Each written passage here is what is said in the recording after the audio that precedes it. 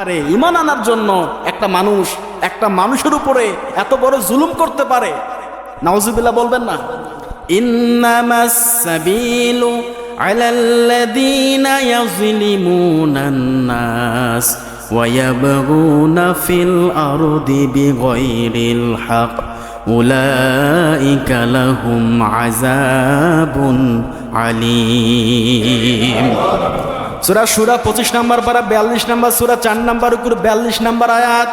আল্লাহ পাক বলছেন দুনিয়াতে এমনও মানুষ আছে যাদের জুলুমের মাত্রা এতটাই পরিমাণে বেড়ে যায়, আমি আল্লাহ পাক কিন্তু জুলুমকারীকে পছন্দ করি না।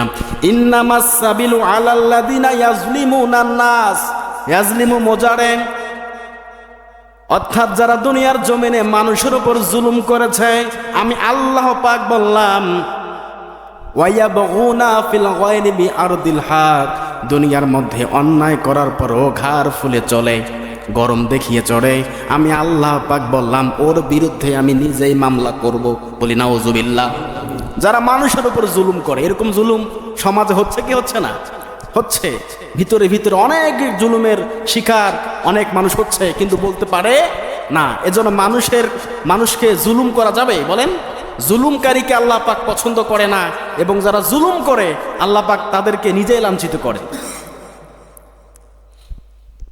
আর আমি আল্লাহ পাক ওদের বিরুদ্ধে নিজেই মামলা করব। দুনিয়াতে মামলা করবে, ওই কোতোয়ালি থানাতে গিয়ে মামলা করবে, না কিয়ামতের ময়দানে? কিয়ামতের ময়দানে আল্লাহ পাক মামলা করবে। আমি আল্লাহ পাক সাক্ষী দিচ্ছি। উলাইকা লাহুম আযাবুন আলীম, আমি তাদের জন্য প্রস্তুত করে রেখেছি শাস্তি, মহাশাস্তি, বড় শাস্তি। শাস্তি আল্লাহ পাক আমি নিজেই দেব। আব্দুল উজ্জার চাচা তার উপরে অত্যাচার করেছে, জুলুম করেছে, নিজের লঙ্গিটাও দেয় নাই। কত বড় শয়তান দেখেন, চিন্তা করে দেখেন। এরকম শয়তান আরো আছে দুনিয়াতে।